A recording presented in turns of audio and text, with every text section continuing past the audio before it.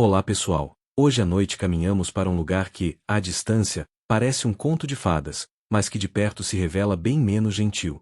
Você acorda antes mesmo de abrir os olhos, porque o som já está lá. Passos no corredor de pedra, o ranger de portas pesadas, o murmúrio baixo de criadas que decidem o ritmo do seu dia antes que você tenha qualquer chance de opinar. Ser princesa medieval soa glamouroso até o momento em que você percebe que nem o simples ato de despertar pertence a você. Aqui, até o nascer do sol parece obedecer a regras rígidas, e você também. Você ainda está deitada quando as cortinas são abertas sem pedir permissão. A luz fria da manhã entra, refletindo nas paredes de pedra. Não há botão de soneca. Não há escolha entre 5 minutos a mais ou levantar agora. Seu corpo obedece a uma rotina que foi decidida muito antes de você nascer. Alguém já determinou a hora certa para você acordar, rezar, se vestir, comer e existir. Se você pensou que ser princesa significava liberdade, este é o primeiro choque suave e constante. Antes mesmo de colocar os pés no chão, você sente o peso simbólico do lugar que ocupa. Seu despertar não é apenas pessoal, é político. Se você dorme demais, demonstra preguiça. Se acorda cedo demais, pode parecer estranhamente ansiosa. Existe uma hora adequada para abrir os olhos, e essa hora não foi escolhida por você. A vida na corte funciona como um relógio coletivo, onde cada engrenagem precisa girar no tempo certo para não levantar suspeitas. Enquanto ajudam você a se sentar, ajustando lençóis grossos e tecidos que acumulam cheiros antigos, você percebe que até seu primeiro suspiro do dia é observado. O simples ato de espreguiçar-se pode ser visto como falta de compostura. Você aprende, rapidamente, a controlar gestos, expressões e até o modo como respira. O corpo, aqui, já começa a ser treinado para obedecer. Você se levanta com ajuda. O chão é gelado, mesmo no verão. Castelos são famosos por suas muralhas imponentes, mas pouco se fala sobre o frio constante que sobe pelas pedras. Seus pés tocam o chão, e você engole qualquer reclamação antes que ela se forme. Reclamar não combina com a imagem que esperam de você. Uma princesa deve parecer grata, mesmo quando está desconfortável desde o primeiro segundo do dia. Enquanto o processo de se arrumar começa, e ele começa imediatamente, você percebe que o despertar não marca o início do descanso, mas o início da vigilância. Criadas observam, damas de companhia comentam em sussurros, e qualquer detalhe pode ser interpretado. Um bocejo fora de hora, um olhar cansado demais, e alguém mais tarde pode sugerir que você anda fraca, ou inadequada. É curioso pensar que, séculos depois, acordar sem despertador seria visto como luxo. Aqui, o luxo é acordar no horário exato, sem atrasos, sem vontade própria. O conforto moderno de decidir quando levantar da cama simplesmente não existe. Seu dia começa quando dizem que começa. Seu corpo aprende a antecipar isso, como um animal treinado. Você nota que, mesmo antes do café da manhã, há obrigações silenciosas. Pequenas orações murmuradas, gestos repetidos por tradição. Não importa se você acredita ou não, acreditar faz parte do papel. A fé, aqui, também acorda cedo, e espera que você a acompanhe. Enquanto o pente desliza pelos seus cabelos, puxando mais do que deveria, você se pergunta, por um instante breve e perigoso, como seria acordar em um lugar onde ninguém decide por você. A pergunta passa rápido, porque perguntas assim não são úteis. Você aprende a engoli-las junto com o ar frio da manhã. Este é apenas o começo do dia, e você já está cansada. Não fisicamente, mas de uma forma mais profunda, como se cada manhã fosse um lembrete de que sua vida não é exatamente sua.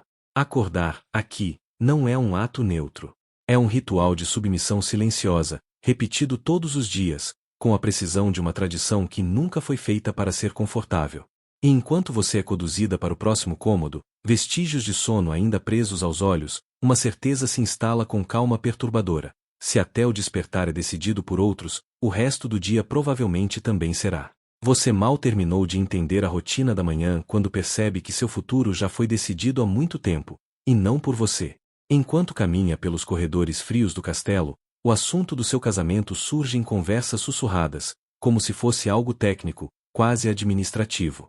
Seu nome é citado ao lado de terras, alianças políticas e promessas de paz.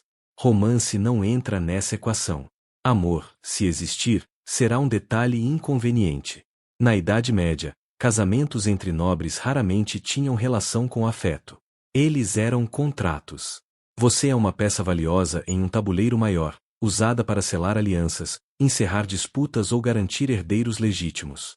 Muitas princesas eram prometidas ainda crianças, às vezes antes mesmo de aprenderem a escrever o próprio nome. Você cresce sabendo que um dia será enviada para longe, para um castelo desconhecido, ao lado de alguém que pode ser décadas mais velho que você. Enquanto hoje você pode ignorar mensagens, bloquear contatos ou simplesmente dizer não é você, sou eu, aqui isso não existe. Recusar um casamento arranjado não é visto como um ato de autonomia, mas como desobediência perigosa. Você carrega o peso de saber que um não pode significar guerra, punição ou desonra para toda a família. Então você aprende cedo a sorrir e concordar. Os preparativos começam muito antes da cerimônia. Você é observada, avaliada, treinada para parecer dócil, saudável e fértil. Sua postura, sua fala e até seu silêncio são ajustados para agradar a um futuro marido que você talvez só encontre no dia do casamento. A ideia de compatibilidade não importa. O que importa é linhagem, dote e utilidade política. Você ouve histórias de outras princesas que choraram durante a cerimônia, mas mantiveram o rosto sereno. Outras que foram enviadas para terras distantes, onde não falavam a língua e nunca mais viram a família. Algumas tiveram sorte e encontraram respeito. Outras, não. Mas todas tinham algo em comum, nenhuma escolheu. Há quem romantize essas uniões, imaginando bailes, vestidos e juras eternas. Mas você sabe que, por trás da música e das velas, existe medo. Medo do desconhecido. Medo de não agradar.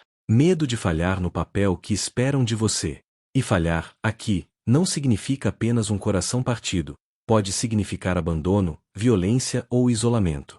Você respira fundo e segue andando. O castelo parece o mesmo, mas agora tudo pesa um pouco mais. Porque você entende que seu destino não é uma estrada aberta, mas um caminho traçado por mãos que nunca pediram sua opinião. E isso, para uma princesa medieval, é apenas o começo. Você sente o peso antes mesmo de se levantar por completo. Não é apenas o peso do dia que começa, mas o peso literal das roupas que a aguardam. Ser uma princesa medieval significa vestir camadas e mais camadas de tecido desde as primeiras horas da manhã, como se o próprio corpo precisasse ser embalado, contido, controlado. Você estende os braços e já sabe que, em poucos minutos, eles não terão mais a mesma liberdade. As criadas entram em silêncio, trazendo peças que parecem inofensivas quando separadas, mas que juntas formam uma verdadeira prisão portátil. Primeiro, a camisa interna de linho, grossa e pouco flexível, pensada mais para proteger os vestidos do suor do que para o seu conforto. Em seguida, vêm as anáguas, várias delas, pesadas, acumulando calor e restringindo seus passos. Você já sente o ar ficar mais denso ao redor do corpo, mesmo antes da parte mais temida. O corpete. Ou melhor, a estrutura rígida que molda seu tronco ao formato que esperam de você. Ele não foi feito para facilitar sua respiração, nem para respeitar a anatomia natural do corpo. Foi criado para impor postura, silhueta e disciplina. Quando as amarras são puxadas, você inspira fundo por instinto, como se soubesse que aquele ar precisa durar. Seus ombros se endireitam à força. Sua cintura se estreita. Seu corpo se torna um objeto cuidadosamente ajustado. Você percebe que se sentar, levantar ou simplesmente virar o tronco agora exige planejamento. Movimentos bruscos não são permitidos, não apenas porque são difíceis, mas porque são considerados indelicados. Cada gesto precisa ser contido, lento, quase ensaiado. É como viver o dia inteiro em modo de etiqueta extrema, só que com falta de ar incluída. Por cima disso tudo, vem o vestido principal. Tecidos grossos, muitas vezes de lã ou veludo pesado, adornados com bordados, fios metálicos e pedrarias. Eles impressionam à distância, mas de perto são quentes, ásperos e pouco práticos. No verão, o calor se acumula entre as camadas como se você estivesse envolta em um cobertor eterno. No inverno, o peso continua o mesmo, e a rigidez não protege tanto quanto prometem. Caminhar pelos corredores do castelo se torna um exercício de resistência. Escadas estreitas, degraus irregulares, pisos de pedra fria, tudo isso combinado com saias longas que arrastam pelo chão. Você precisa segurar o vestido com uma mão para não tropeçar, enquanto mantém a outra livre para parecer graciosa. Elegância, aqui, é sobreviver sem cair. Existe também o detalhe das mangas, muitas vezes longas, apertadas ou exageradamente largas, limitando ainda mais seus movimentos. Tentar pegar um objeto pequeno pode virar um desafio silencioso. Comer, escrever ou até cumprimentar alguém exige atenção constante para não se enroscar em si mesma. É quase irônico. Roupas feitas para exibir status acabam dificultando as ações mais simples da vida. Você começa a entender que essas vestimentas não são apenas moda. Elas são uma linguagem. Cada camada diz algo sobre quem você é, ou melhor, sobre o que esperam que você represente. A rigidez do corpete reflete o controle sobre seu corpo. O peso da saia simboliza a carga do papel que você desempenha. A dificuldade de movimento lembra, a cada passo, que liberdade não faz parte do pacote. Há também o desconforto silencioso da higiene. Com tantas camadas, o corpo transpira, mas não há como aliviar isso facilmente. Trocar de roupa é um processo longo, que depende da ajuda de outras pessoas. Você não decide simplesmente se refrescar ou ajustar algo. Seu corpo está sempre em exibição, mas raramente sob seu controle direto. E quando a dor aparece, nas costas, nos ombros, na respiração curta, ela é ignorada. Afinal, desconforto é esperado. Uma princesa não reclama. Uma princesa aguenta. O sofrimento físico se mistura à ideia de dignidade, como se suportar tudo isso fosse prova de caráter. Você percebe que até o cansaço precisa ser discreto. No fim do dia, quando finalmente retiram as camadas, sua pele carrega marcas, linhas vermelhas, áreas sensíveis, músculos tensos. Você respira mais fundo, sentindo o corpo se expandir novamente, quase como se estivesse reaprendendo a existir fora daquela armadura de tecido. Mas o alívio é temporário. Amanhã, tudo começa de novo. Enquanto você se deita, entende que os vestidos não eram apenas roupas bonitas de contos de fadas. Eles eram ferramentas de controle, símbolos silenciosos de uma vida vivida dentro de limites muito bem definidos. Você fecha os olhos com essa sensação estranha de liberdade momentânea, sabendo que, ao amanhecer, será novamente envolvida por tecidos, regras e expectativas. Você começa a perceber que os vestidos que todos admiram não foram feitos para o seu conforto. Pelo contrário, eles existem para controlar o seu corpo, limitar seus movimentos e lembrar, o tempo todo, qual é o seu lugar. Ao vestir as camadas pesadas logo pela manhã, você sente o peso real da sua posição social descendo sobre os ombros, literalmente. Primeiro vem a roupa de baixo simples, depois as anáguas, várias delas, feitas de tecidos grossos que retêm calor. Em seguida, o vestido principal, ajustado de forma rígida ao tronco. Respirar fundo não é algo automático.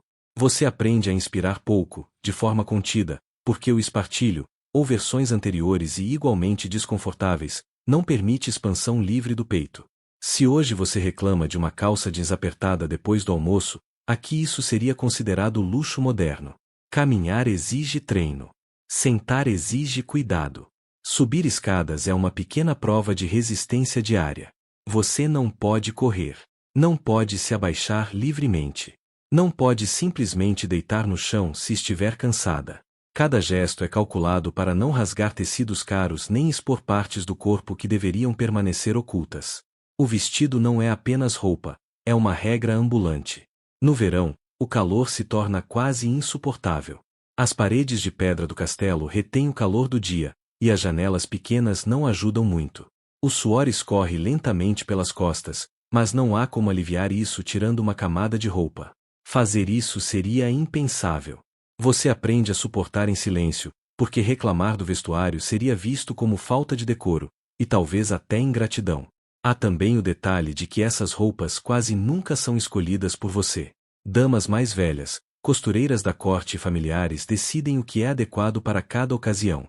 Cores, tecidos e cortes comunicam mensagens políticas, luto, alianças, status, obediência. Seu corpo se transforma em um painel de avisos para o mundo exterior. Você não se veste para si, você se veste para representar algo maior, mesmo que isso custe seu conforto físico. Você percebe que até o jeito como o vestido molda sua postura tem um propósito. Ombros retos, queixo levemente erguido, passos curtos. A roupa ensina o corpo a se comportar antes mesmo que alguém precise corrigir você em voz alta. É um tipo de disciplina silenciosa, constante, impossível de ignorar. E enquanto o dia avança, você sente pequenas dores surgirem, nas costas, nos ombros, na cintura. Nada grave o suficiente para justificar descanso, mas persistente o bastante para nunca ser esquecida. Aqui, o desconforto é normalizado. Sofrer um pouco faz parte do papel. Afinal, beleza, status e nobreza sempre vêm com um preço. E, no seu caso, ele é pago em respirações curtas, passos contidos e um corpo que raramente pertence totalmente a você. Você se senta à mesa longa, pesada, feita de madeira escura marcada por décadas de facas, taças derramadas e mãos inquietas. Antes mesmo de a comida chegar, você já sente o peso invisível da vigilância. Comer, aqui, não é um ato simples de sobrevivência. É um espetáculo silencioso, cheio de regras não ditas, onde cada movimento seu é observado, interpretado e, às vezes, julgado. Você não escolhe onde se senta. Seu lugar é definido pela hierarquia da corte, pela proximidade com o rei, pela importância do seu sobrenome naquele momento político. Um assento um pouco mais distante da cabeceira pode significar perda de prestígio. Um pouco mais próximo, inveja. Você aprende rápido que até a posição do seu corpo à mesa carrega consequências. A comida chega em travessas grandes, muitas vezes mais impressionantes pela aparência do que pelo sabor. Você vê carnes assadas, pães densos, caldos escuros, frutas secas e doces feitos com mel e especiarias raras.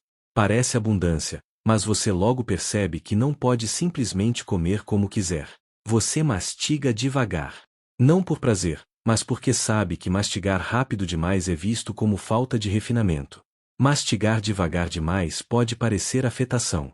Existe um ritmo invisível que você precisa adivinhar. Você mantém as costas eretas, mesmo quando o banco é duro e desconfortável. Apoiar os cotovelos na mesa é impensável. Levar comida à boca com ansiedade é mal visto. Olhar demais para o prato do outro pode ser interpretado como ganância. Você aprende a controlar até o olhar, treinando uma expressão neutra, quase distante, enquanto por dentro só pensa em como seria bom comer sem pensar em nada disso. Talheres, quando existem, são simples e raros. Muitas vezes, você come com as mãos, mas até isso tem regras. Apenas a mão direita. Dedos limpos, ou pelo menos limpos dentro do possível. Você percebe como a higiene limitada da época torna tudo mais delicado. As mãos nem sempre estão realmente limpas, a água é fria, o sabão é áspero, e ainda assim espera-se que você coma com elegância, como se estivesse em um mundo perfeitamente controlado. Você sente os olhares enquanto leva um pedaço de carne à boca. Alguém repara se você come pouco demais, o que pode levantar rumores de doença, fraqueza ou até gravidez precoce. Comer demais também não é opção. Uma princesa não deve parecer gulosa. Seu corpo precisa permanecer dentro de um ideal frágil e delicado, mesmo quando a comida é pesada, gordurosa e difícil de digerir. Conversar durante a refeição também exige cuidado. Você não pode falar de boca cheia, obviamente, mas também não deve ficar em silêncio absoluto. Espera-se que você sorria, que responda quando alguém se dirige a você, que demonstre interesse sem parecer inteligente demais. Você percebe que até suas palavras à mesa são controladas, como se a comida e a conversa fizessem parte do mesmo ritual de vigilância. Existe ainda o medo constante do envenenamento. Esse não é um exagero dramático, é uma preocupação real. Em muitas cortes medievais, a comida era uma das formas mais comuns de eliminar rivais. Você observa discretamente quem prova os pratos antes de você. Criados, provadores, pessoas cuja função é literalmente arriscar a própria vida para garantir a sua segurança. Mesmo assim, você nunca tem certeza absoluta. Cada garfada carrega uma pontada silenciosa de desconfiança. Você percebe como a refeição, que deveria ser um momento de descanso, se transforma em mais uma performance. Seu corpo permanece tenso. Seus ombros doem. Seu estômago se enche, mas sua mente não relaxa. Há sempre alguém avaliando se você come como uma futura rainha deve comer.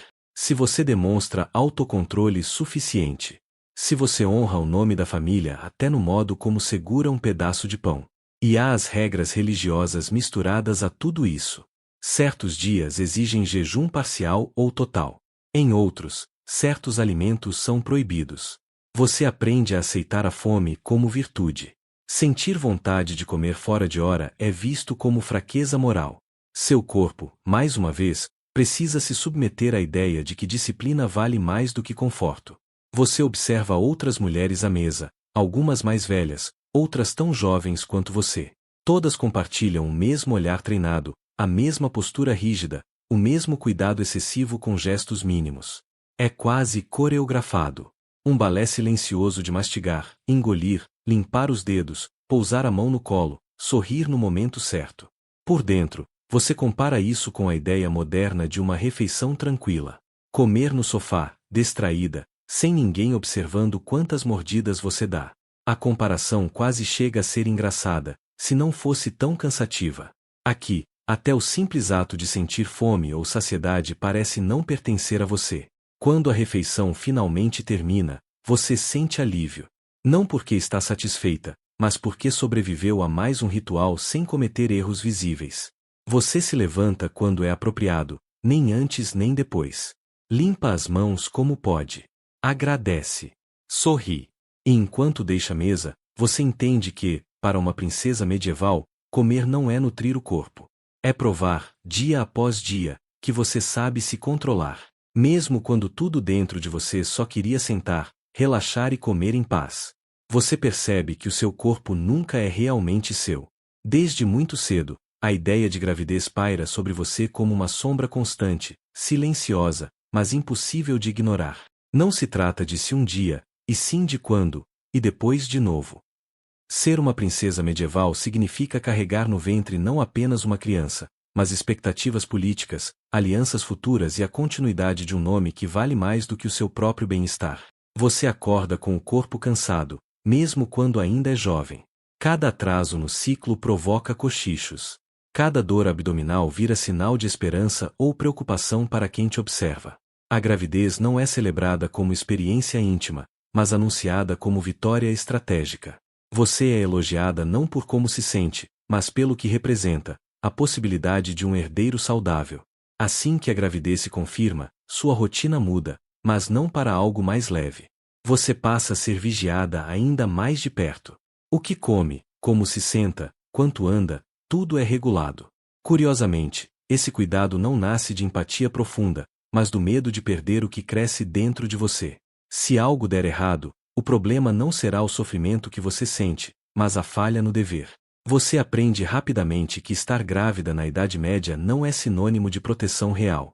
Os conhecimentos médicos são limitados. Parteiras experientes fazem o possível, mas trabalham com ervas, rezas, sangrias e conselhos transmitidos oralmente. Alguns ajudam, outros apenas confortam, e alguns podem até piorar a situação. Ainda assim, você é instruída a confiar, porque não há alternativa.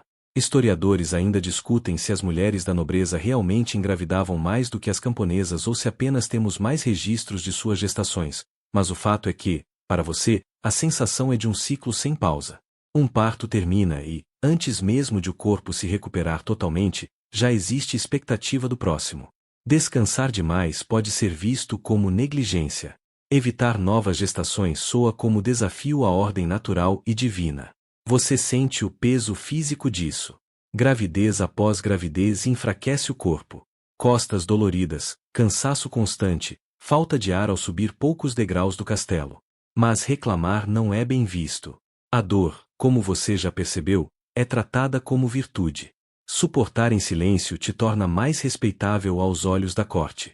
Demonstrar medo ou exaustão pode levantar dúvidas sobre sua força. E o medo é real. O parto é um momento de tensão absoluta. Você entra em um quarto aquecido demais, com poucas janelas, cercada por mulheres que rezam, murmuram e tentam ajudar. Não há anestesia, não há garantia. Cada nascimento é uma aposta. Você sabe, mesmo que ninguém diga em voz alta, que muitas mulheres não sobrevivem. Algumas amigas de infância desapareceram assim, lembradas apenas em retratos e orações. Há também a pressão silenciosa pelo gênero da criança. Um filho homem traz alívio coletivo. Uma filha gera sorrisos educados e cálculos rápidos sobre futuros casamentos. Se você dá à luz várias meninas seguidas, o ambiente muda. Não é hostil de forma aberta, mas mais frio. Como se o seu corpo estivesse falhando em algo que, biologicamente, você não controla. Você percebe como isso afeta até sua relação com a própria maternidade. É difícil separar o afeto genuíno da obrigação constante. Você ama seus filhos, mas também sente culpa por desejar descanso. Às vezes, à noite, você toca o próprio ventre e tenta lembrar como era não viver em função dele. A memória é vaga. Existe também o risco invisível: infecções, febres pós-parto, hemorragias. Um simples sangramento pode se tornar fatal. E, ainda assim, após algum tempo, o assunto retorna. Conselheiros, familiares, o próprio marido, todos começam a falar novamente sobre herdeiros, continuidade, segurança do reino. O luto, se houve, é curto. A expectativa é longa. Você percebe que a gravidez constante não é apenas um evento biológico, mas um estado permanente de alerta. Seu corpo nunca está em repouso completo. Mesmo quando não está grávida, você está em potencial. Ser princesa medieval significa viver com o corpo em serviço contínuo, onde gerar vidas é obrigação, não escolha, e sobreviver a isso é quase um ato de resistência silenciosa. Você começa a entender, com um peso silencioso no peito, que a dor não é apenas tolerada, ela é valorizada. Desde muito cedo, ensinaram você a não reclamar. Dor, aqui, é sinal de caráter. É prova de que você nasceu nobre. Enquanto camponeses podem gemer, chorar ou cair de joelhos, você deve manter o queixo erguido, mesmo quando o corpo pede exatamente o contrário. Você sente isso logo ao acordar. As articulações doem por causa do frio constante dos corredores de pedra. Seus pés ainda estão sensíveis do dia anterior, comprimidos por sapatos rígidos que nunca parecem se moldar ao seu corpo. Mas ninguém pergunta como você está. Espera-se que você atravesse o salão com passos firmes, rosto sereno, como se o próprio desconforto fosse uma falha moral. Desde a infância, pequenas dores foram normalizadas. O aperto dos vestidos de treino, os longos períodos em pé durante cerimônias, as horas ajoelhada em orações intermináveis. Se você se mexe demais, alguém corrige sua postura. Se suspira alto, alguém lança um olhar de reprovação. Sofrer em silêncio é parte do aprendizado. Quando você fica doente, a lógica é parecida. Febre não é motivo para descanso imediato. Dor de cabeça pode ser interpretada como fraqueza espiritual. Cólicas, então, são vistas quase como uma punição natural do corpo feminino. Você aprende rapidamente que expressar sofrimento raramente traz alívio, muitas vezes, só mais vigilância. Existe uma estranha admiração pelas mulheres que suportam mais. Aquela que dá à luz sem gritar. Aquela que continua participando de banquetes mesmo pálida. Aquela que perde um filho e aparece na missa no dia seguinte, com os olhos vermelhos, mas postura impecável. Essas histórias circulam como exemplos do que você deve ser. Você percebe que até os pequenos acidentes viram testes silenciosos. Um corte durante o bordado. Uma queimadura leve ao se aproximar demais de uma vela. Uma queda discreta em uma escada de pedra. Se você reage rápido demais, se segura o braço com urgência, alguém nota. E esse alguém vai lembrar. O sofrimento físico se mistura com o emocional de forma quase inseparável. Você sente saudade de coisas que nunca viveu, liberdade, escolhas simples, descanso sem culpa. Mas até isso precisa ser escondido. Tristeza excessiva pode ser interpretada como ingratidão. Ansiedade vira falha de fé. O corpo dói, a mente pesa, e ainda assim você sorri. Há também a ideia de que a dor purifica, que ela aproxima você de algo maior. Durante longas missas, quando seus joelhos ardem no chão frio, dizem que esse desconforto conta a seu favor. Quando você jejua além do necessário e sente tontura, há quem elogie sua devoção. O limite entre espiritualidade e autonegação é fino, e você caminha sobre ele todos os dias. Você observa mulheres mais velhas da corte, aquelas que sobreviveram a décadas desse ritmo. Muitas carregam dores crônicas, problemas de mobilidade, respirações curtas. Mas poucas admitem. Elas aprenderam cedo que o corpo é algo a ser controlado, domado, silenciado. E agora, quando ele cobra o preço, fazem o mesmo, ignoram. Em momentos raros de solidão, talvez à noite, quando você finalmente tira as camadas de roupa, você sente o quanto está cansada. Não apenas fisicamente, mas de sustentar uma imagem. Seus músculos relaxam por alguns instantes, e você percebe marcas roxas onde o espartilho pressionou demais.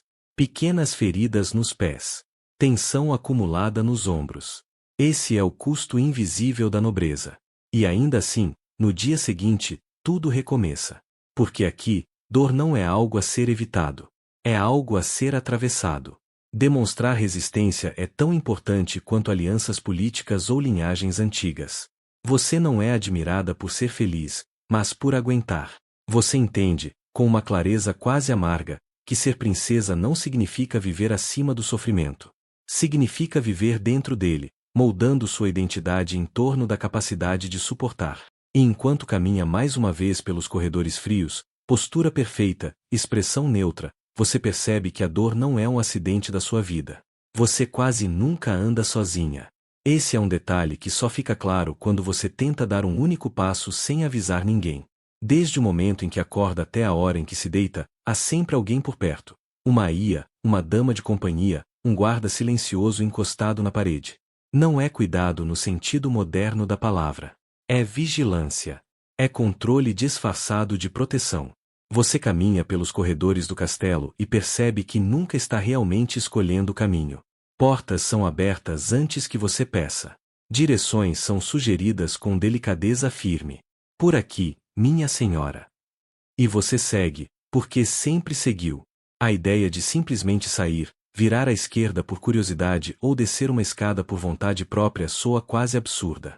É como tentar mudar o roteiro de uma peça em que você nasceu para interpretar um único papel. Mesmo dentro do castelo, há zonas invisíveis. Alguns corredores não são apropriados para você. Certos pátios são indelicados. A cozinha é barulhenta demais. As muralhas, perigosas. Os estábulos, impróprios. Você vive cercada de espaços, mas habita poucos. Para uma princesa, o mundo é grande apenas em teoria. Na prática, ele cabe em algumas salas, uma capela, um jardim murado e corredores repetidos. Quando você sai do castelo, o que já é raro, a sensação não melhora. A comitiva se forma como uma sombra longa. Cavalos, homens armados, criadas, bandeiras. Não há anonimato. Você não passa despercebida. Não observa o mundo observa você. Cada parada vira evento. Cada olhar do povo carrega expectativa, julgamento ou curiosidade. Você não pode tropeçar, não pode se distrair, não pode parecer cansada. Até respirar parece algo que deveria ser feito com postura. Há também o medo constante, mesmo quando ninguém fala sobre ele. Sequestradores. Intrigas políticas. Famílias rivais. Um simples passeio pode ser interpretado como oportunidade. Por isso, a liberdade é sempre adiada para quando for seguro. E esse momento nunca chega. A segurança absoluta exige que você permaneça onde está, cercada, previsível, observável. Você percebe que até as conversas são monitoradas. Uma caminhada no jardim nunca é apenas uma caminhada. Há ouvidos atentos. As damas de companhia parecem amigas, mas também são testemunhas. Algumas relatam tudo. Outras apenas escutam demais. Você aprende a falar em camadas, a medir palavras, a esconder pensamentos em frases neutras sobre o clima ou as flores. Confiança é um luxo raro e perigoso. É curioso pensar que, quanto mais alto seu status, menor sua liberdade física. Uma camponesa pode andar sozinha até o rio. Você, não. Uma artesã pode ir ao mercado sem anunciar sua presença. Você, jamais.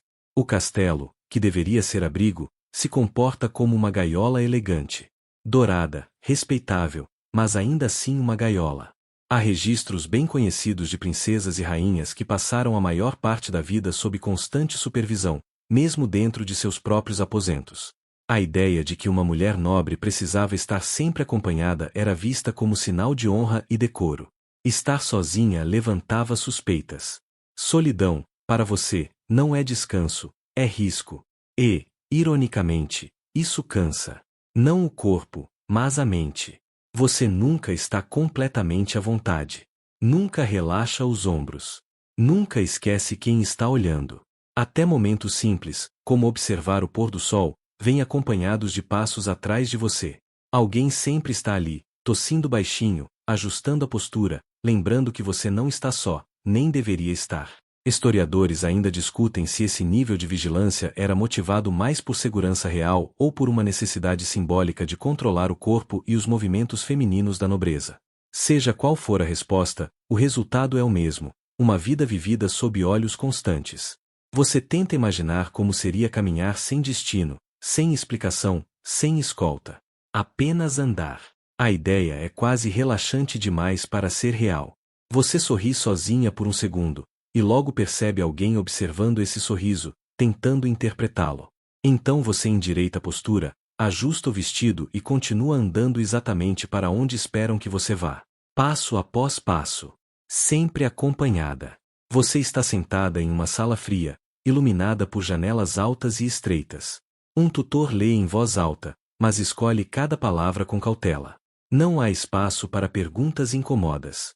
Seu aprendizado não existe para expandir sua mente, mas para moldar seu comportamento. Você aprende a falar com doçura, a escrever cartas formais e a manter silêncio quando homens discutem assuntos importantes. E você percebe, pouco a pouco, que inteligência demais é vista como risco, não como virtude. Enquanto isso, seus irmãos, primos ou até pajens da corte recebem outro tipo de educação. Eles estudam latim com profundidade, aprendem retórica, matemática, geografia e táticas militares. Você observa de longe, fingindo desinteresse, enquanto sua mente tenta absorver fragmentos do que escuta pelos corredores.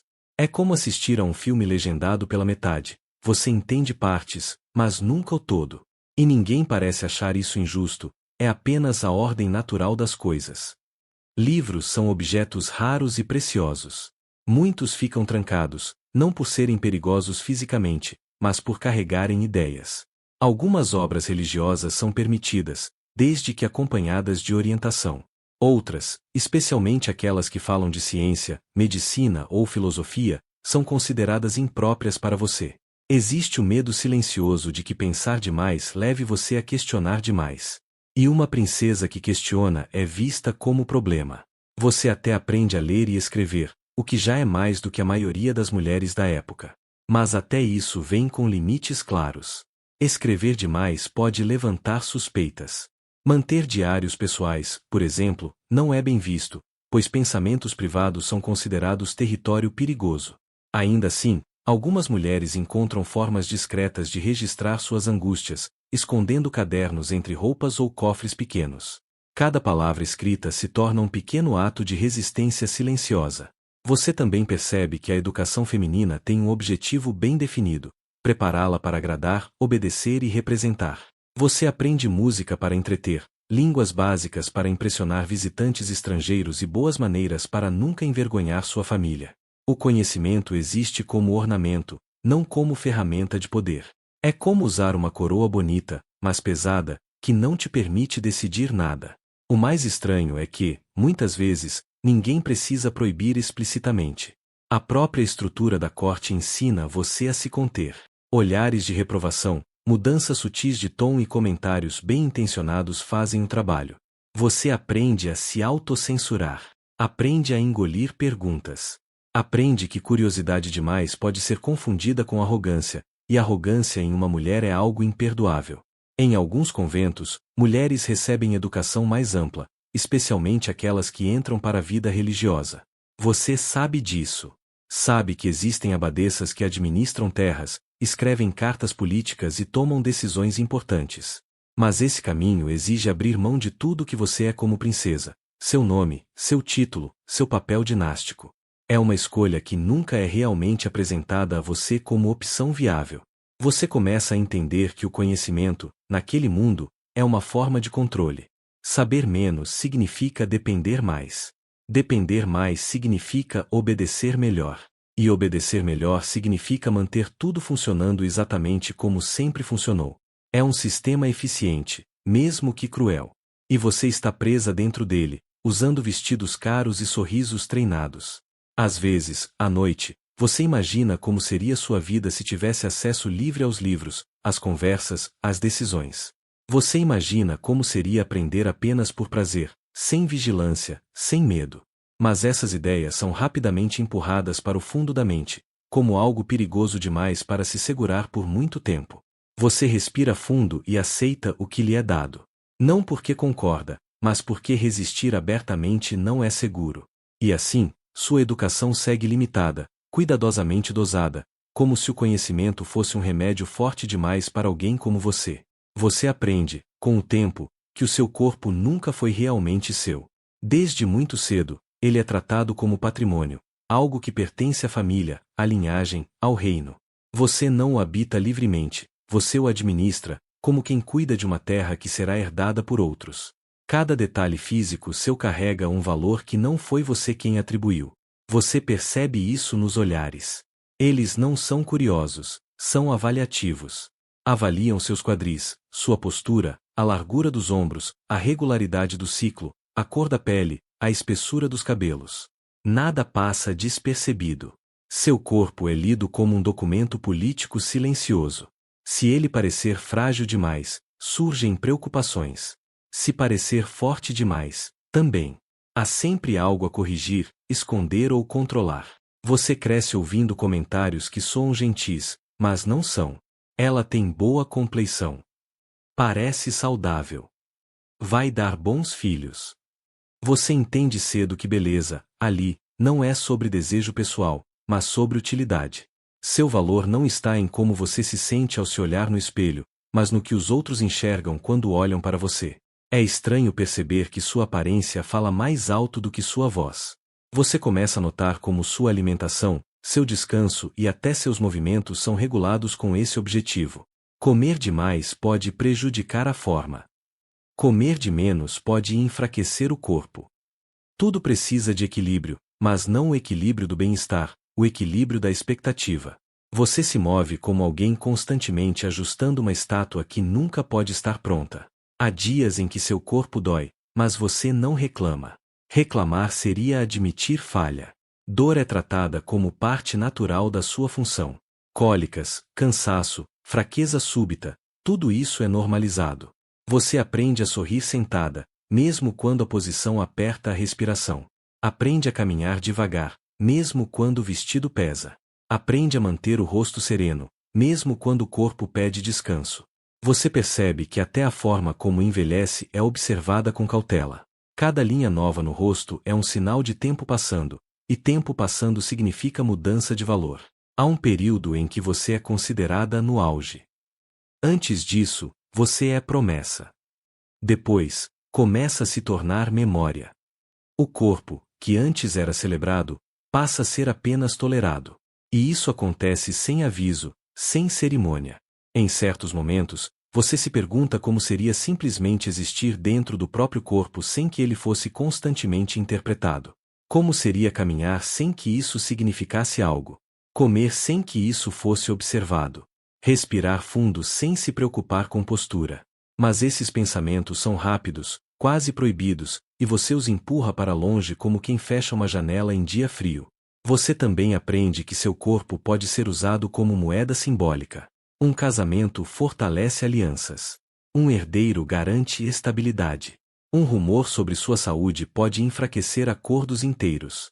Você nunca está sozinha dentro da própria pele. Há sempre interesses caminhando com você, sentados à sua mesa, dormindo no mesmo quarto. À noite, quando finalmente fica sozinha, você sente o peso real do corpo, não o simbólico. Os músculos cansados, as articulações rígidas, a cabeça pesada. É o único momento em que seu corpo parece apenas um corpo. E mesmo assim, você sabe que ao amanhecer ele voltará a ser observado, avaliado, pertencente.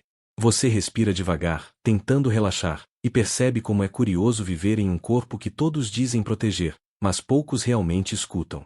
Um corpo tratado como patrimônio é cuidado para durar, não para sentir.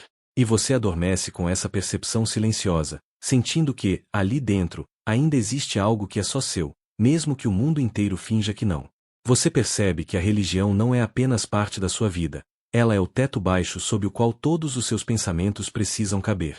Nada do que você sente, deseja ou imagina escapa do olhar constante da fé institucional. Desde cedo, você aprende que cada gesto seu carrega um peso moral.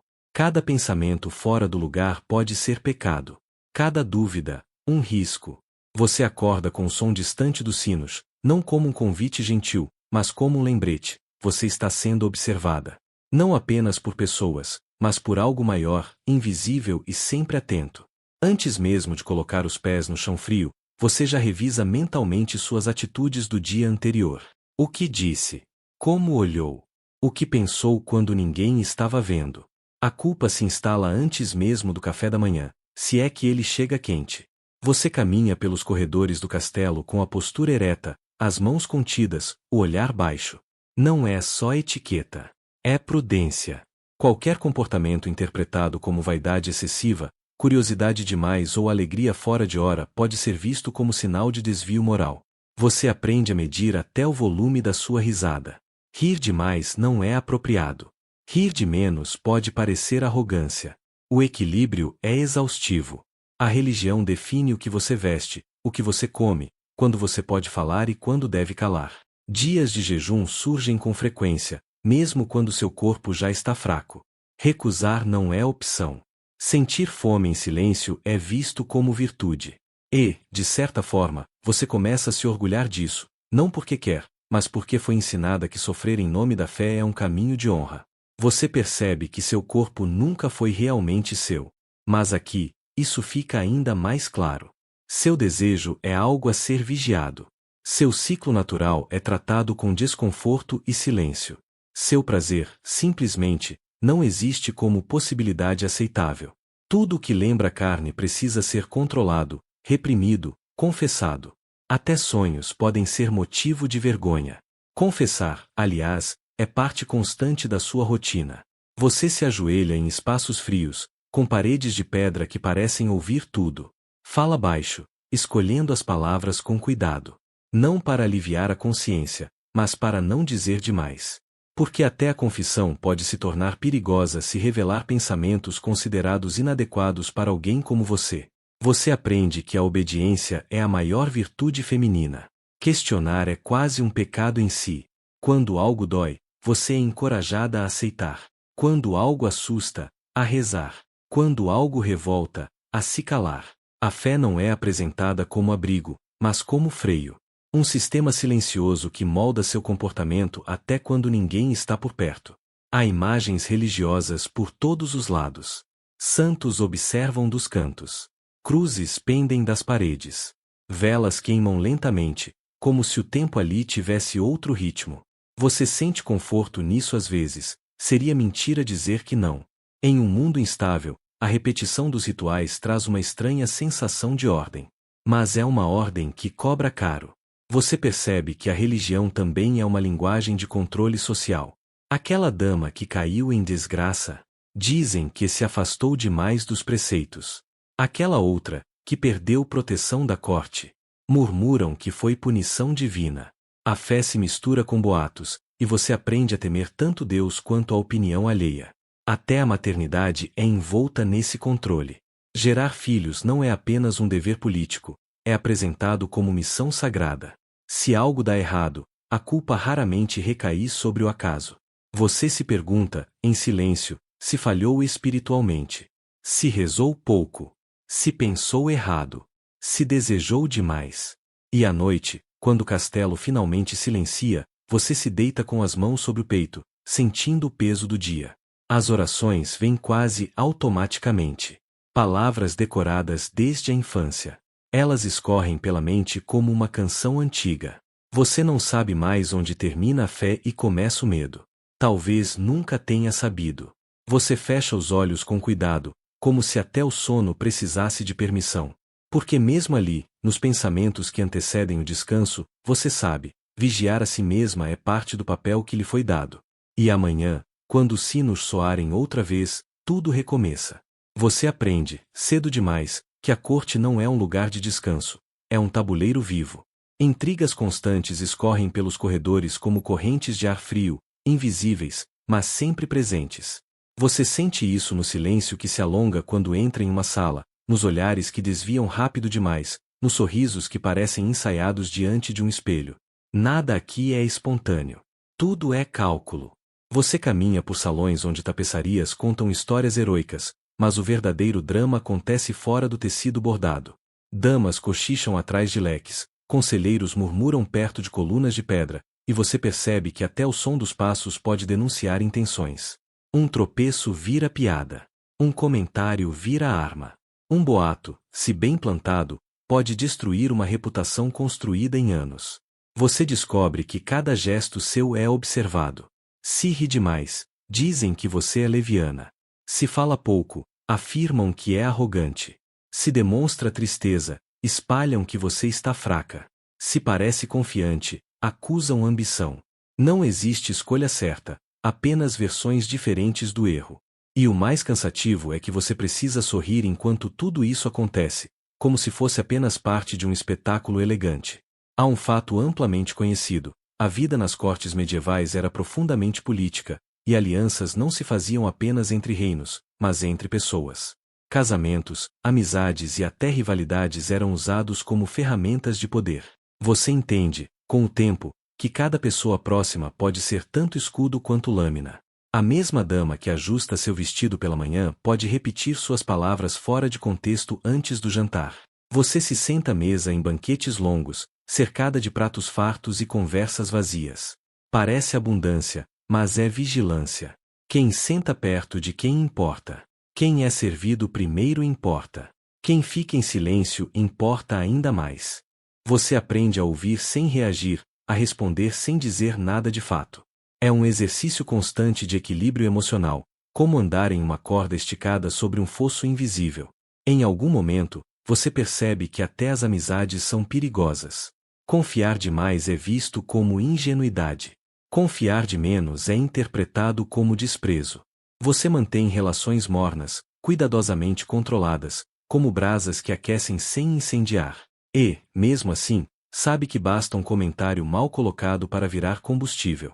Existe também a competição silenciosa. Outras mulheres da corte observam você como quem mede território.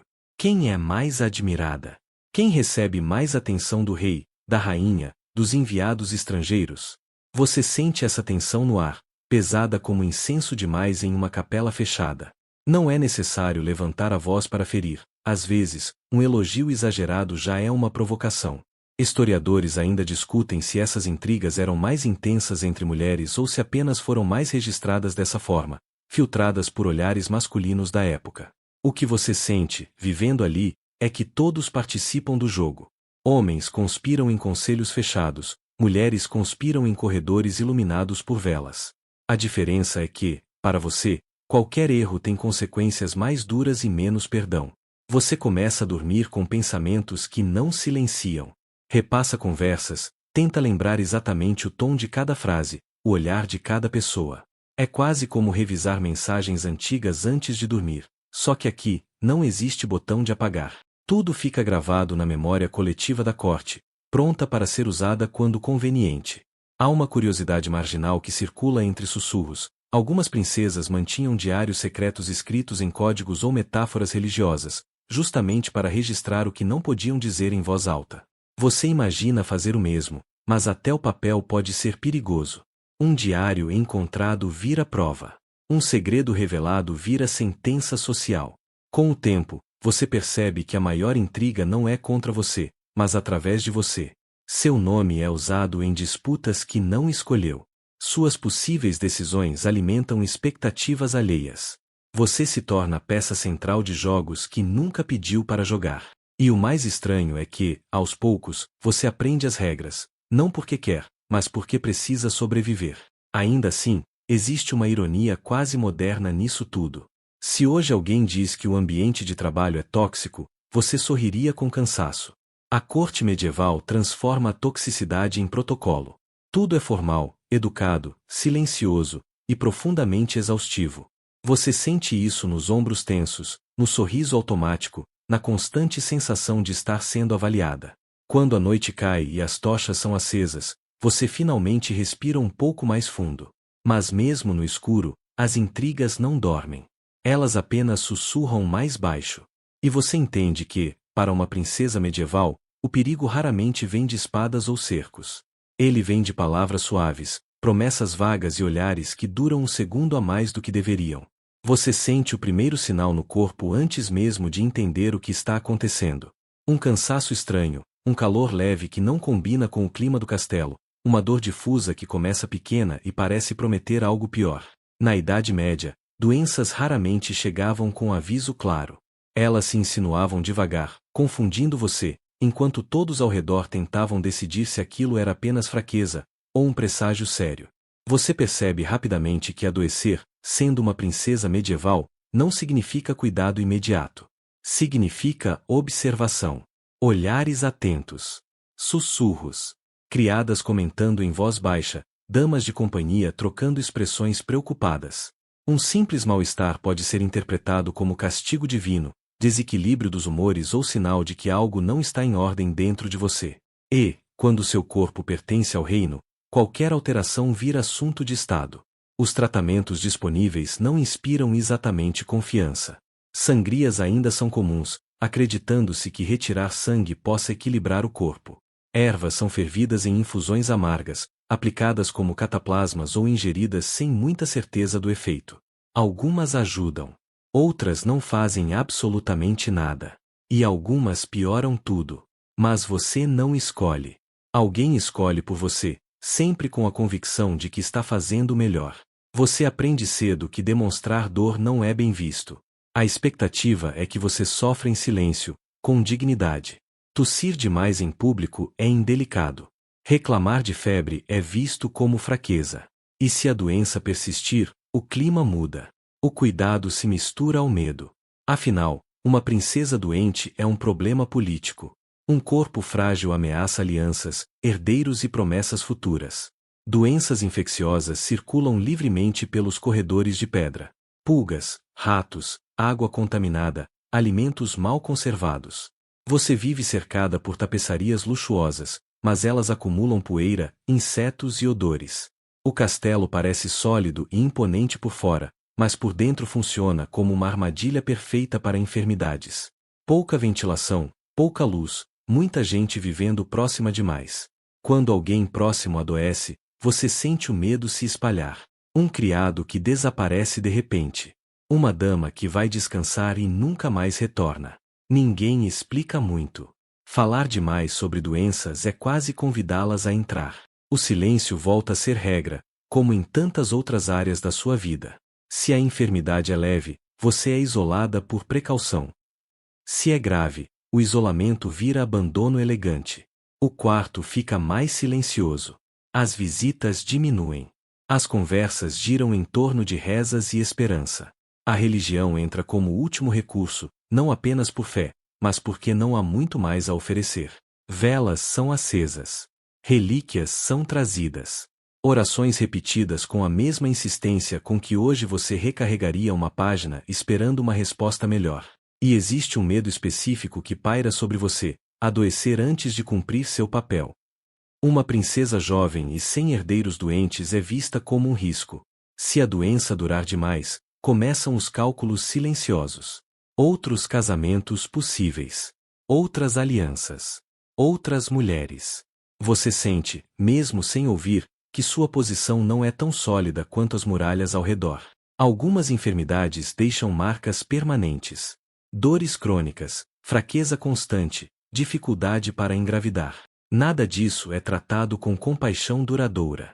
Você é encorajada a superar, a aceitar, a oferecer o sofrimento a Deus. É curioso perceber como a espiritualidade, que deveria confortar, muitas vezes funciona como uma forma elegante de dizer: aguente. Você passa a conhecer o próprio corpo não pelo prazer ou pelo bem-estar, mas pelos limites. O quanto consegue caminhar sem ficar tonta. O quanto consegue sorrir durante um banquete mesmo com dor. O quanto consegue esconder o tremor nas mãos para não gerar comentários. Viver saudável não é prioridade. Parecer saudável é. E então vem o pensamento inevitável: se algo simples hoje pode matar, o que garante o amanhã? Essa consciência constante da fragilidade acompanha você como uma sombra. Cada noite de sono é incerta. Cada amanhecer é uma pequena vitória silenciosa. Você aprende a ouvir o corpo, mas não pode atendê-lo como gostaria. No fim, você entende que, em um castelo medieval, doenças não são apenas um problema físico. Elas são sociais, políticas, espirituais. A falta de tratamento adequado transforma pequenos sintomas em sentenças. E você, cercada por luxo e títulos, percebe a ironia cruel. Mesmo no topo da hierarquia, seu corpo continua vulnerável, frágil e descartável. Você respira fundo, sentindo o peso dessa realidade. E segue em frente, porque seguir é a única opção que sempre lhe deram. A noite finalmente chega, mas você percebe rápido que isso não significa descanso verdadeiro. O castelo silencia apenas na superfície. Por trás das paredes grossas de pedra, há passos ecoando, portas rangendo, cochichos que nunca cessam. Você se deita em uma cama grande demais, cercada por cortinas pesadas, não para conforto, mas para proteger sua imagem, sua privacidade e, teoricamente, sua segurança. Ainda assim, você nunca está realmente sozinha, e nunca totalmente segura. Você tenta relaxar o corpo, mas ele carrega o cansaço de um dia inteiro sem escolhas. Desde o momento em que acordou, tudo foi decidido por outros: o que vestir, o que comer, com quem falar, onde sentar, como sorrir. Agora, até o jeito de dormir é regulado. Dormir de lado pode ser visto como deselegante. Dormir demais é sinal de preguiça. Dormir pouco, de fraqueza. Você não vence esse jogo. O colchão é recheado de palha, penas velhas ou lã compactada. Parece macio à primeira impressão, mas logo o corpo afunda de forma irregular. Suas costas reclamam, o pescoço não encontra posição, e o ar no quarto é pesado, carregado de cheiro de tecido, vela apagada e umidade antiga. Se você abrir a janela, corre o risco de adoecer. Se mantê-la fechada, o ar não circula. Escolha difícil, e nenhuma realmente boa. Você fecha os olhos, mas o sono não vem fácil. O castelo nunca dorme por completo. Guardas trocam turnos. Criadas entram em silêncio para verificar se tudo está em ordem. Às vezes, alguém puxa levemente a cortina só para confirmar que você ainda está ali. Seu corpo, mais uma vez, não é totalmente seu. Mesmo adormecida, você é observada, vigiada, protegida e controlada. Você pensa no futuro. Mesmo na cama, ele pesa. Casamentos, herdeiros, alianças políticas, possíveis traições. Um simples boato pode mudar tudo ao amanhecer. Um comentário mal interpretado pode virar intriga. Um olhar errado pode gerar desconfiança. A noite deveria ser refúgio, mas para você ela é apenas uma pausa frágil entre expectativas. Você sente pequenas coceiras na pele. Pulgas, percevejos e outros visitantes noturnos são comuns, mesmo nos aposentos nobres. O castelo é antigo, cheio de frestas, tecidos acumulados e pouca higiene real. Você tenta ignorar. Reclamar demais não combina com sua posição. Sofrer em silêncio é quase um dever. Em algum ponto, o corpo começa a ceder. A respiração fica mais lenta. Os pensamentos se tornam confusos. Você entra naquele estado entre estar acordada e dormindo, onde imagens se misturam, corredores longos, vestidos pesados, vozes chamando seu nome. Mesmo os sonhos parecem seguir regras que você não escolheu. Você sonha que caminha sozinha, sem damas, sem guardas, sem olhos sobre você. É um sonho simples, quase infantil. E talvez por isso seja tão distante da sua realidade. Até seus sonhos parecem perigosos demais para serem verdade. Quando finalmente adormece por completo, seu sono é leve. Qualquer barulho pode acordá-la. Uma porta batendo, um grito distante, o sino da madrugada. Você dorme como quem precisa estar pronta para acordar a qualquer momento. Porque, no fundo, você sabe, ser uma princesa medieval nunca foi sobre conforto, descanso ou finais felizes. É sobre sobreviver a cada dia mantendo a postura, o silêncio e a obediência intactos. Você acorda com passos suaves do outro lado da porta. Não são guardas. São criadas. Sempre são.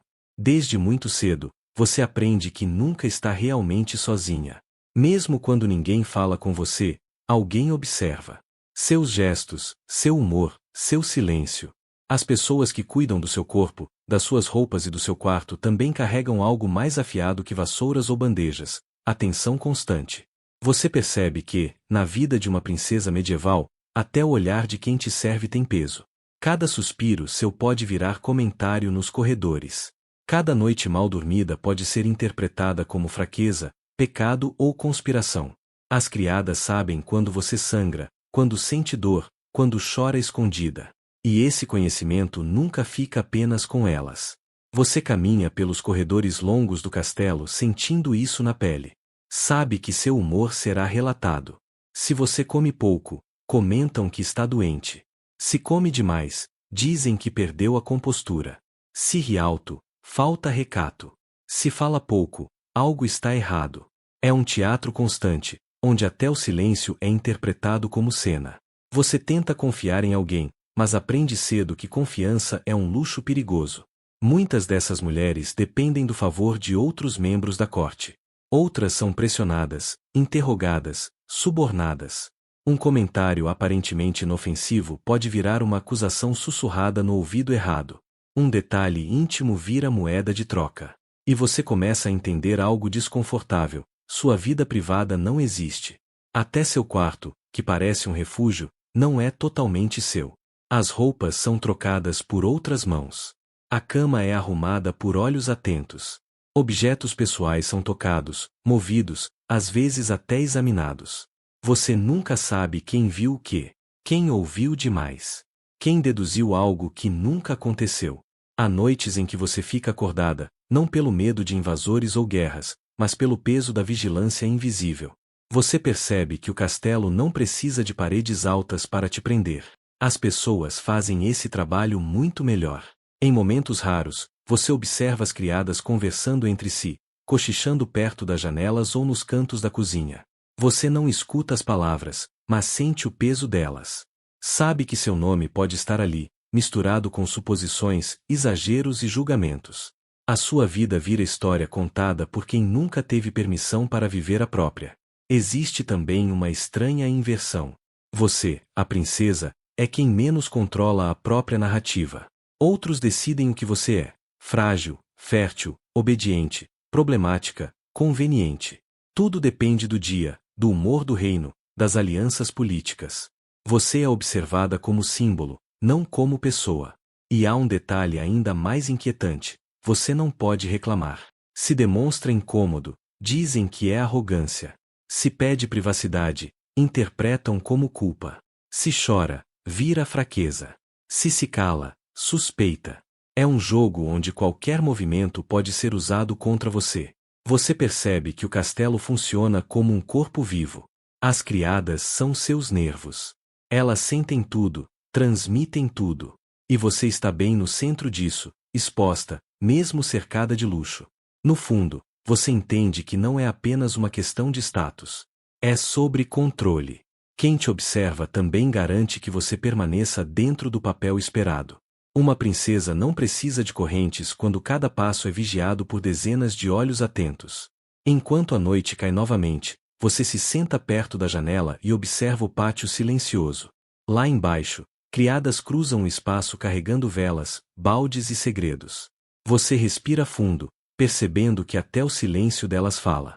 E nesse momento, você entende algo que ninguém jamais te ensinou em voz alta: no castelo, nunca é o trono que vigia você. São as pessoas comuns, sempre presentes, sempre próximas, sempre ouvindo. Você acorda com a sensação estranha de que, mesmo sendo princesa, nunca pertenceu totalmente a si mesma. Agora, mais madura, você percebe algo ainda mais sutil e desconfortável. O tempo passou, e com ele veio uma nova forma de invisibilidade. Não é uma queda abrupta, não é uma tragédia anunciada com trombetas. É um apagamento lento, quase educado, como se o castelo aprendesse a olhar através de você. Você ainda mora em quartos amplos, ainda caminha por corredores de pedra fria, mas já não é o centro silencioso das atenções. As conversas param quando você entra, mas retomam logo depois, em tons mais baixos, como se sua presença fosse mais um costume do que um interesse real. Você sente isso no modo como os criados obedecem com eficiência, porém sem curiosidade, e no jeito como os conselheiros inclinam a cabeça apenas o suficiente para manter a aparência de respeito. Na corte, o valor de uma princesa sempre esteve ligado ao que ela pode oferecer. Primeiro, alianças. Depois, herdeiros. Agora, quando essas funções se encerram ou se tornam incertas, sobra um espaço desconfortável. Você ainda existe, mas não é mais prioridade. E isso, curiosamente, dói mais do que a vigilância constante da juventude. Pelo menos antes, você sabia exatamente por que era observada. Você passa a notar que decisões são tomadas sem sua presença. Casamentos são arranjados, tratados são discutidos, festas são planejadas, e você só fica sabendo depois, como se estivesse lendo as notas de um dia que já terminou. É um tipo diferente de prisão, não feita de regras rígidas, mas de desinteresse. Ninguém proíbe você de falar, apenas não escutam com a mesma atenção. Seu corpo, antes tratado como patrimônio, agora é visto como frágil. Cada passo seu vem acompanhado de comentários suaves sobre cansaço, sobre repouso, sobre como talvez seja melhor não se envolver tanto. O cuidado parece gentileza, mas carrega um limite invisível. Você é poupada de responsabilidades, não por respeito, mas porque não é mais considerada essencial. À noite, sozinha em seus aposentos, você reflete sobre como a ideia de poder sempre foi uma ilusão delicada. Desde o início, você vestia vestidos caros, mas não tomava decisões reais. Agora, nem mesmo o papel decorativo é tão requisitado. Você se torna uma figura simbólica, mencionada em histórias, lembrada em datas importantes, mas raramente consultada no presente. Você caminha até a janela e observa o pátio. Jovens damas cruzam o espaço com passos rápidos, aprendendo desde cedo a mesma coreografia que você já dançou. Você reconhece nelas o nervosismo, a expectativa, o medo silencioso de errar. E, por um momento, sente vontade de avisá-las. Dizer que o brilho é passageiro, que a promessa de importância tem prazo, que o castelo cobra tudo o que oferece. Mas você permanece em silêncio. Não porque não queira falar, e sim porque aprendeu, ao longo dos anos, que palavras nem sempre mudam estruturas. O castelo continua de pé, indiferente às histórias individuais. As pedras não guardam nomes, apenas suportam o peso de quem passa. Você se senta lentamente, sentindo o frio da madeira sob os dedos, e percebe que existe um tipo estranho de liberdade nesse esquecimento. Pela primeira vez, ninguém espera muito de você. Ninguém controla cada gesto, cada sorriso, cada resposta. É um alívio discreto, quase culposo. A ausência de expectativa cria um espaço silencioso onde você pode, finalmente, respirar sem encenação. E talvez seja aqui, nesse ponto improvável da vida, que você entende o paradoxo de ser uma princesa medieval. Nunca foi sobre contos de fadas, nem sobre finais felizes. Foi sobre funções, sobre utilidade, sobre sobreviver emocionalmente a um sistema que não perguntava o que você desejava. Agora, no silêncio dos corredores menos visitados, você encontra algo raro, a possibilidade de existir sem ser constantemente moldada. O castelo adormece aos poucos. As tochas se apagam. Os sons diminuem. Você se deita sabendo que, apesar de tudo, resistiu. Não como heroína de histórias românticas, mas como alguém que atravessou um mundo rígido, cheio de expectativas, e ainda conseguiu guardar algo só seu. A consciência tranquila de que sobreviveu a um papel que nunca pediu para interpretar. E enquanto o sono chega devagar, você deixa que essa quietude a envolva, como um manto leve. Pela primeira vez, o silêncio não vigia. Ele apenas descansa com você. Aqui, onde você está agora, o silêncio é gentil. Não há passos atrás da porta. Não há vigilância. Apenas o som constante da sua respiração, lenta, segura, real. Seu corpo descansa sem ser julgado. Sua mente não precisa antecipar o dia seguinte. Você pode imaginar que caminha para fora daquele castelo, atravessando o portão pela última vez. O chão deixa de ser pedra fria e se transforma em terra macia. O ar é mais leve. Cada passo fica mais fácil. Você não precisa provar nada para ninguém. As histórias daquelas princesas permanecem no passado, onde pertencem. Elas existiram, resistiram, sobreviveram, mas agora você pode simplesmente observar de longe, com curiosidade tranquila, sem carregar o peso da vida delas nos ombros. Seu corpo afunda suavemente no descanso. Os músculos soltam. Os pensamentos diminuem o ritmo. Nada é exigido de você neste momento. Não há protocolos. Não há deveres. Apenas a noite, segura e silenciosa, envolvendo tudo com cuidado. Se algum pensamento surgir, deixe-o passar como uma nuvem lenta. Não se prenda a ele. Volte para a respiração. Volte para o conforto de estar aqui, agora, em segurança. E enquanto o sono se aprofunda, você pode permitir que a mente descanse completamente, embalada pela sensação calma de que, pelo menos aqui, pelo menos agora, você é livre para dormir em paz. Boa noite e bons sonhos.